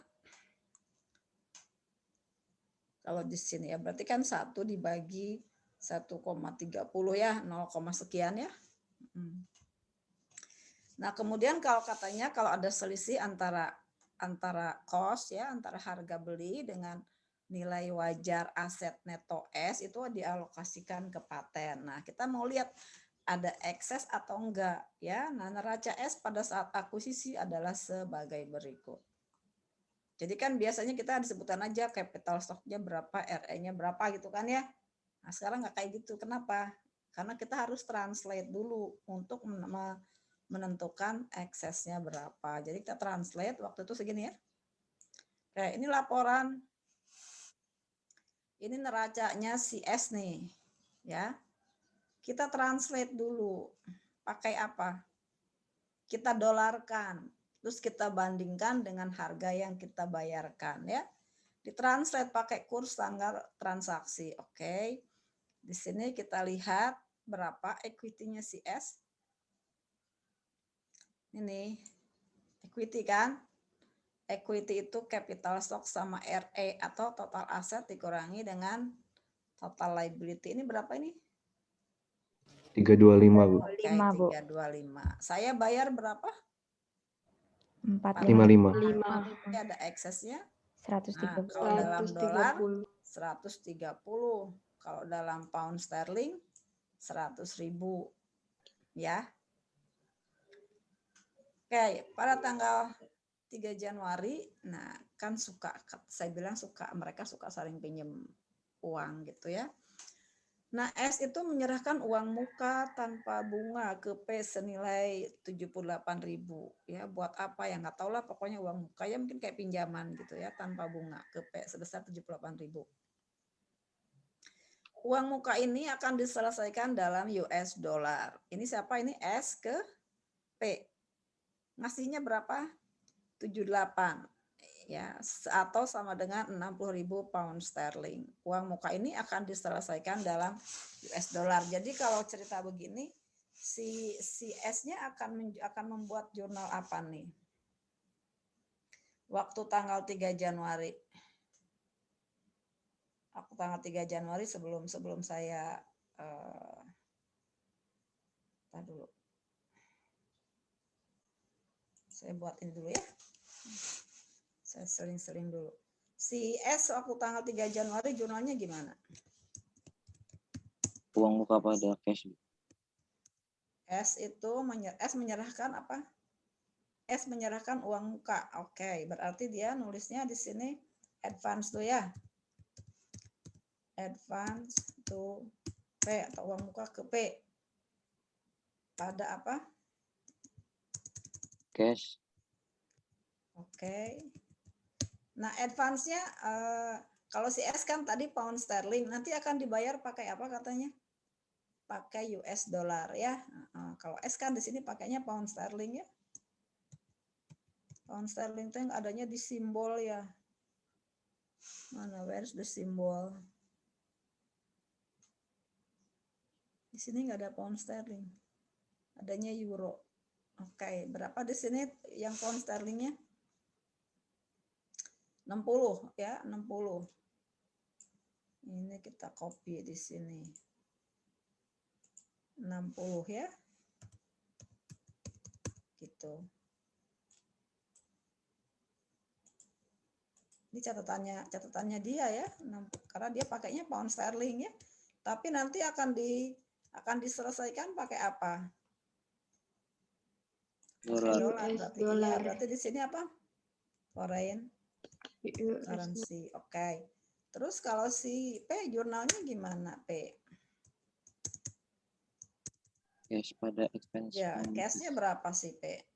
78. 78 ya, kan dia pakainya dolar. Oke, di sini 78. Pakainya dolar dia 78.000 pada di sini bukan tuh ya, berarti advance From S. From ya. From S 78 juga.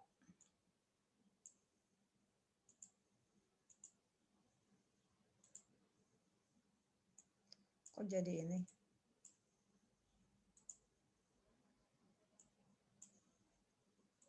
Gitu ya. Ya, itu dulu ya. Oke. Terus,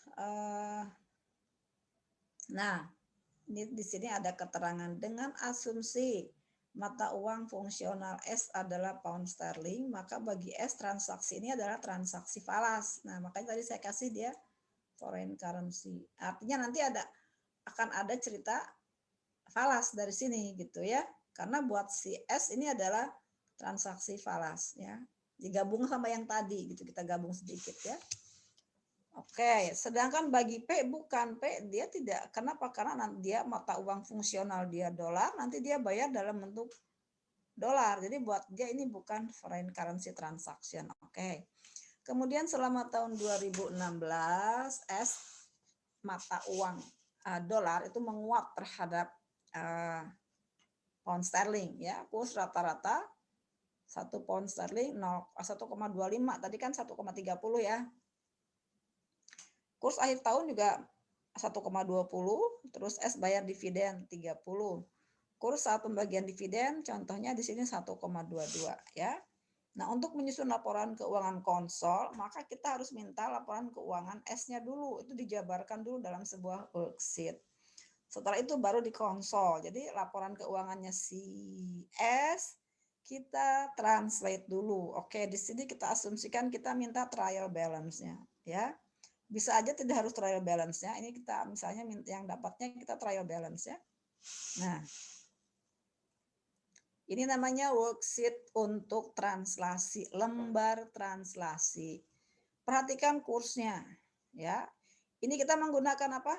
Current rate method. Kenapa kita menggunakan current rate method?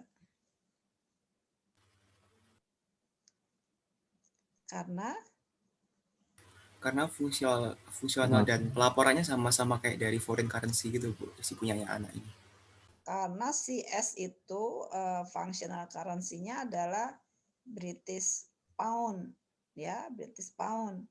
Laporan keuangannya British Pound. Jadi dia laporan keuangan dia itu sudah sesuai dengan functional currency-nya.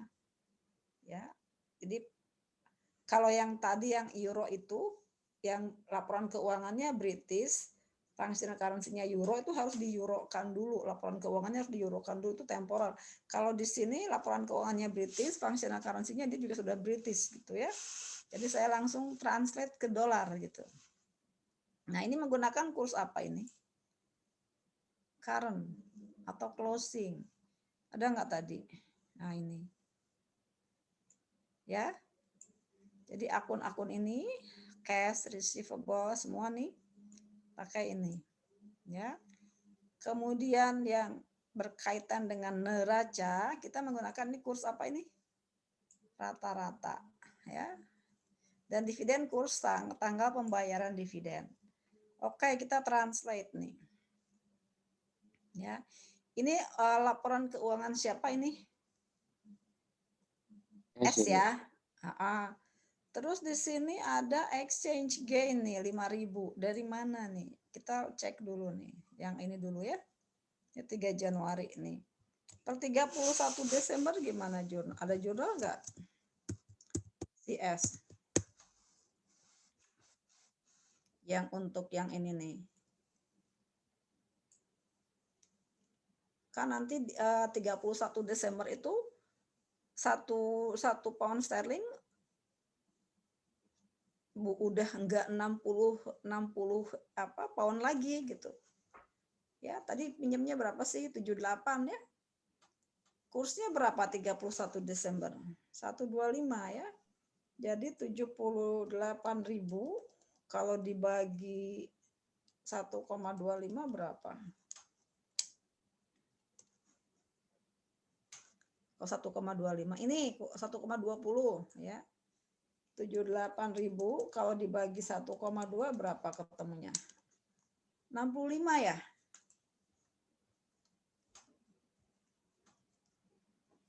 Dia laba atau rugi sih si S itu? S 31 Desember S laba atau rugi? Kayak rugi, Bu. Turun ya, Bu? Ibu.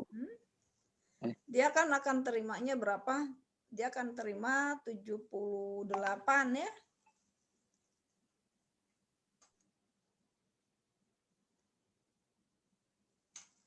Kalau dulu 78 dibagi awalnya berapa? 1,3 ya. Itu kan 60. Kalau sekarang bukan dibagi 1,3 tapi 78.000 dibagi 1,20. 65 ya. Jadi advance to pay-nya itu kalau di pound sterling kan udah bukan 60 tapi 65, maka dia harus menjurnal si S-nya itu di sini advance to pay berapa yang foreign currency-nya ya. Naik kan? Jadi berapa naiknya? 5.000. 5.000. Iya.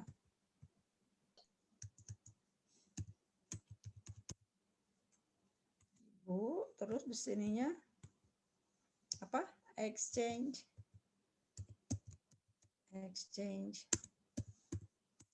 gain gitu, 5.000 juga ya.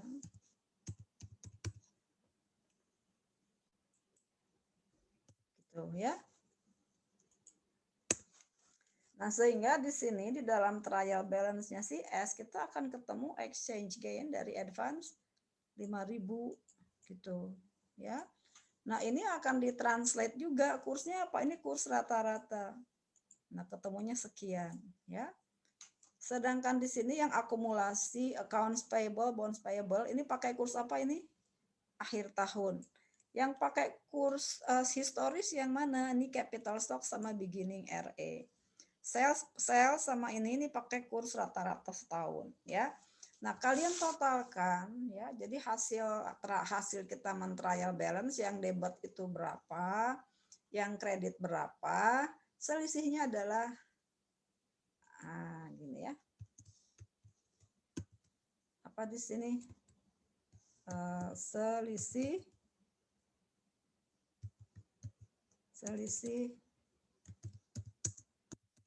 kurs gitu ya.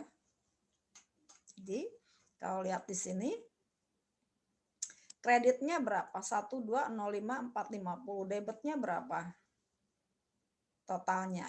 Ya kalian kalau saya di sini langsung ini ya, saya selisihkan itu ketemunya 28.650. Jadi di sini OCI-nya apa? Debit. Kalau debit itu berarti apa? Rugi ya. Oke. Terus dari kertas kerja penjabaran ini kita buat laporan keuangannya, ini income statement dan balance sheet-nya kita buat nih. Salesnya tinggal mindahin. Ya, pindahin. Nah, kalau misalnya data ini enggak ada ya berarti laporan keuangannya yang kita translate gitu. Kalau ini kan dari trial balance ya. Oke, salesnya sekian, terus apa? Biasa aja ya. Kurangi dengan COGS, depresiasi, ini tinggal mindahin dari lembar translasi. Totalnya sekian, operating income sekian, exchange gain sekian, net income-nya berapa? 106. Ini beginning RE, ini 171.250 dari mana? Tambahin ya, net income sama ini. Terus dikurangi dividen, ini sama dengan return earning. Oke. Terus di bawahnya apa ini? Balance sheet ya. Masukin dari atas. Nah, kalian ketemu di sini apa? Accumulated OCI. Dalam kurung artinya apa? Rugi. Jadi hasil penjabarannya itu menghasilkan selisih kurs gitu ya. Tapi dia tidak dimasukkan ke dalam income statement sebagai other expense atau other income, tapi masuknya ke accumulated OCI. Adanya di mana ini? Di neraca gitu. Ada sih di laporan di statement of comprehensive income ya yang di bawah banget ya. Kalau yang di atasnya kan yang income yang dari from operating act yang dari kegiatan normal perusahaan gitu. Kalau OCI kan di bawah atau di lembar berikutnya dari laporan income statement. Tapi dia nanti akan masuk ke neraca ini ya. Oke, sampai situ dulu. Ada pertanyaan?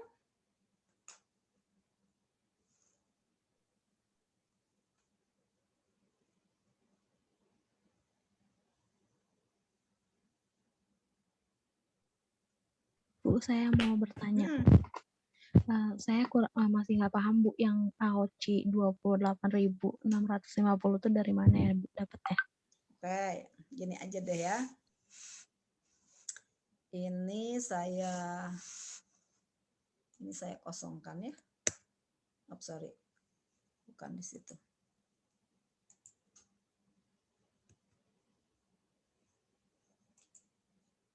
Oke, saya minta tolong dijumlahkan yang kanan ini berapa.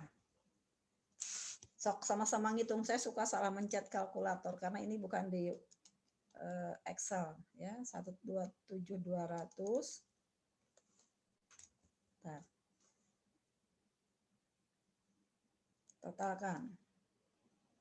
127.200 tambah 96.000 tambah 144.000 tambah 120.000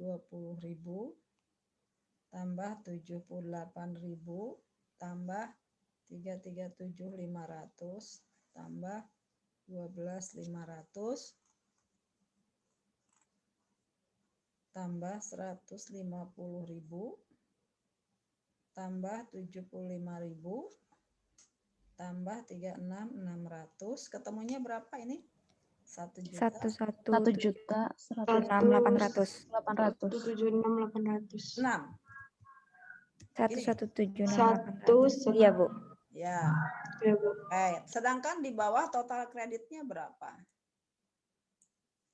Bener nggak ini? Ini totalin yang kreditnya itu ketemunya 1205450 dikurangi 1205450. Selisihnya berapa?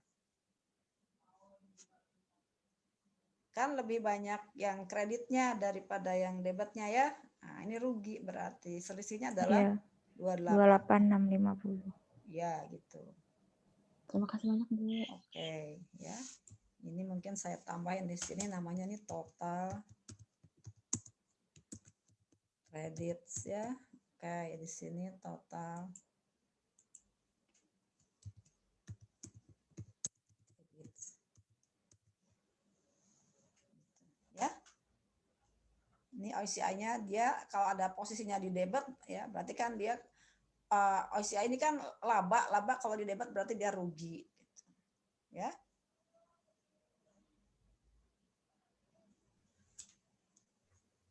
Halo. Ibu mau tanya. Ya, silahkan bertanya. Saya masih bingung, Bu, penggunaan kursnya yang beda-beda itu. Yang Kita balik ke sini nih. 125, 130, 120. Ini loh. Kita balik dulu ke sini ya. Oke, ini ya kita pakai yang mana ini ceritanya ini ya. Kita pakai closing current rate method. Lihat akunnya ya, kalau neraca, kalau akun ini pakai historical rate. Ya, kalau post acquisition RE ini kan nggak ditranslate, tapi dia hasil perhitungan beginning RE tambah net income kurang dividen. Terus yang monetary asset pakai ini, non monetary asset pakai ini, ya, gitu. Terus laba rugi ke OCI. Terus lihat akun-akun neraca nih, pakai apa dia? Actual rate, ya. Actual rate. Kalau dividen pakai tanggal terjadinya dividen, gitu. Jadi yang kita lihat di sini tadi, di soal tadi, lihat nih kursnya nih. Ya, kurs awalnya berapa tadi? Ini kurs awal. 30. Iya, ini kurs awal. Ya. Ya, 1,3. Terus berikutnya, tadi mana ya saya hilangkan ya. Ini nih. Di bawah sendiri. Ini kalau ini apa ini? Ini adalah neraca S awal tahun waktu kita beli ya. Sedangkan ini yang di bawah nih ini cerita selama tahun 2016 ketika sudah saya miliki. Nah, ternyata di sini kurs rata-ratanya selama setahun 2016 itu 1,25. Terus kurs akhir tahunnya 1,20. S bayar dividen pada saat kursnya 1,22. Jadi kita menggunakan data ini. Ini untuk data untuk translate. Iya. Terus kita minta laporan keuangannya. Kita ya dikasihnya trial balance misalnya. Tinggal kita aplikasikan aja. Coba kalau kas itu akun apa? Neraca. Pakai apa? Akhir tahun. Ya, Closing. mau nggak mau ini harus hafal. Ini semuanya ini pakainya kurs akhir tahun 2016. Ya. Terus yang akun-akun ini akun-akun income statement kan? Ya. Nah, pakainya apa? Kurs rata-rata. Dividen pakai kurs saat kita bagi dividen. Ya. Terus yang ini juga sama. Ini pakai apa ini? Kurs apa ini? Akhir tahun. Ini kurs Awal tahun. Ini waktu pertama kali kita beli. Kursnya historis. Kurs dulu waktu beli itu berapa sih? Nah, ini pakainya historis. Karena RE-nya di sini RE beginning. Nanti kalau RE ending nggak bisa pakai ini. Nah, ini kan ketemu nih trial balance-nya. Dari trial balance kan kita bisa bikin laporan keuangan apa? Di sini ada income statement sama statement of RA sama balance sheet. Nah, udah ketemu kan tinggal jreng gitu kan. Ini kan tinggal dijajarin aja sama si P. Udah dijajarin sama si P, baru kita melakukan proses consolidated, eliminasi seperti biasa gitu. Ada pertanyaan dulu nggak sampai situ?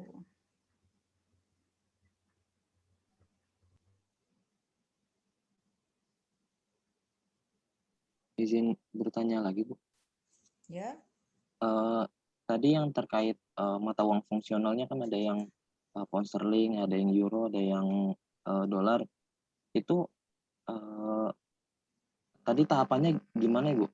Ke mata uang penyajian dulu atau dari mata uang penyajian ke mata uang fungsional dulu baru ke mata uang fondasi? Oke. Sekarang gini, sekarang untuk soal ini ya, untuk soal si cerita ini, kita mau pakai apa ini? Coba lihat ya, di ceritanya bagaimana. Uang fungsionalnya pakai pound sterling. Cerita ini, ya.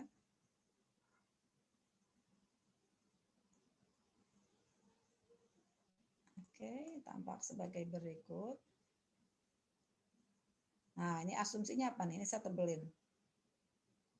Nah, dengan asumsi mata uang fungsional S adalah pound sterling. Maka bagi S ya, ini dia asumsinya mata uangnya fungsional. Coba kita lihat lagi, kita pakai apa sih kalau balik ke cerita ini. Nih. Anak perusahaan, cabang, asosiasi. Jadi kita menggunakan closing rate method itu untuk apa? Untuk anak perusahaan, ya.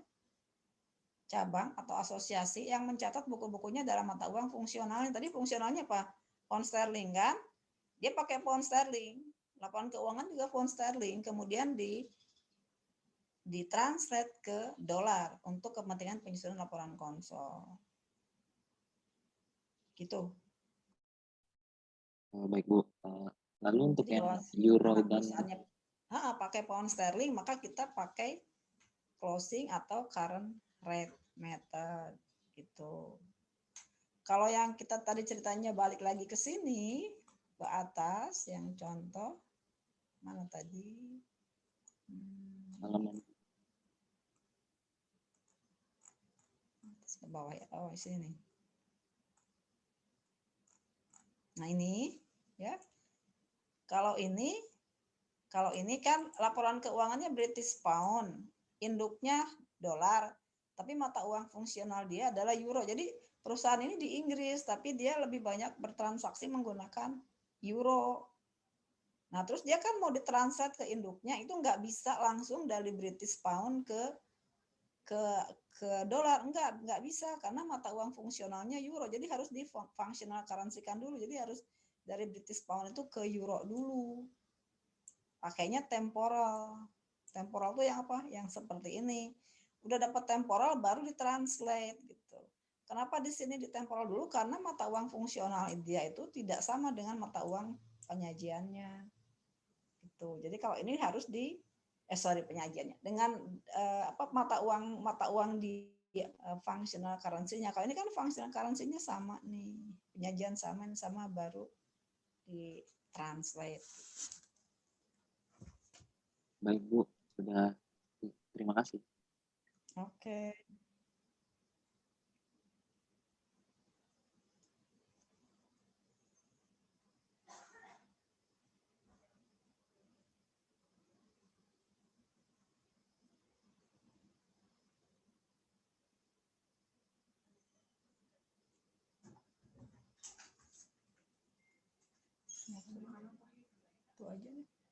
Itu aja yang gampang. Kebab. Udah lapar mah. Terserah mau Indomie apa terserah. Oke. Tadi siapa yang nanya? Bu, bagus, Bu. Gimana? Sudah paham belum? Sudah, Bu. Jadi berarti dari British itu harus ditranslasi dulu ke euro. Si laporan keuangannya itu harus ditranslasi, dijabarkan dalam euro. Ke euro dulu. Ya. Disamakan dengan functional currency-nya gitu. Ya. Ya. Udah selesai.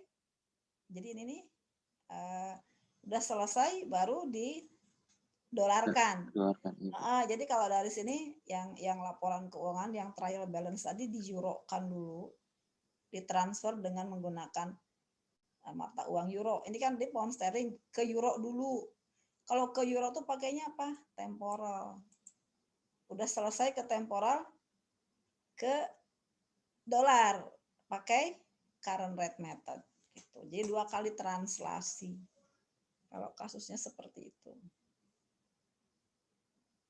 Maaf Bu, saya tanya lagi yang kasus 2 itu dari yang British ke US dollar itu mengapa temporal juga ya Bu? Karena mata uang fungsionalnya sudah sama dengan induknya. Oh, berarti jadi cukup temporal saja ya Bu? Jadi temporal itu kan hanya akun-akun tertentu saja yang pakai actual, kebanyakan pakai historis gitu. Karena di sini kan ketika si S itu mata uang fungsionalnya sama dengan induknya kan sebetulnya laporan keuangan dia itu udah sama dengan induknya gitu. Ya, cuma kan harus disajikan dalam British pound. Jadi langsung aja gitu. Langsung ke dolarnya. British pound langsung ke dolar karena dia sehari-hari sudah dolar. Kalau kalian lihat kalau yang current itu kan kebanyakan apa dia? Kurs akhir tahun ya sama actual rate. Oke, sampai di situ dulu. Baik Bu, terima kasih. Ya, selanjutnya harus dibaca dulu ya. Nah, untuk maksud saya stop dulu sampai di situ karena kalau saya lanjutkan sampai selesai itu makan waktu ya, nanti pusing gitu karena ada cerita paten dan sebagainya. Kayaknya nggak cukup kalau untuk setengah jam kemudian ya. Jadi kalian mau nggak mau harus baca dulu. Kita baru sampai ke mentranslate. Kita belum treatment untuk paten sama kurs amortisasi patennya kita belum cerita ya. Nah, sekarang setengah jam kemudian saya minta kalian mengerjakan soal. Ada nggak kalian punya nggak soal ini?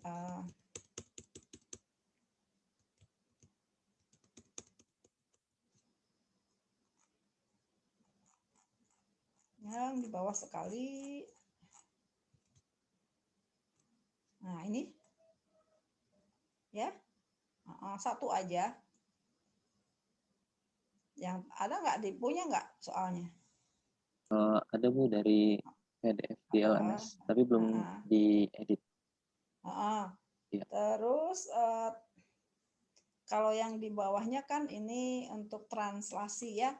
Jadi saya minta kalian mengerjakan soal ini, tapi dibuat dua posisi. Kalau di sini membeli, terus nanti bikin lagi di bawahnya jual. Jadi soalnya ada 2 ya, posisi beli sama posisi jual. Itu yang dikumpulkan ke saya, ya. Oke. Ya, jangan pergi dari kuliah ya. Maksud saya saya pergi dari Zoom tapi WA-nya masih kebuka ya. Oke, saya tunggu tuh. Kalau bisa selesai hari ini kan hari ini tinggal kan gampang banget ini. Tinggal dikerjakan terus dikumpulkan. Atau sudah dikerjakan? Hah? Belum, Bu. Belum. Oke. Berarti kerjakan dulu sekarang 2 posisi membeli dan menjual ya. Paling 10 menit selesai. Setelah itu kalian boleh makan, boleh segala macam. Ya kalau yang masih mau nanya silakan di WA group ya.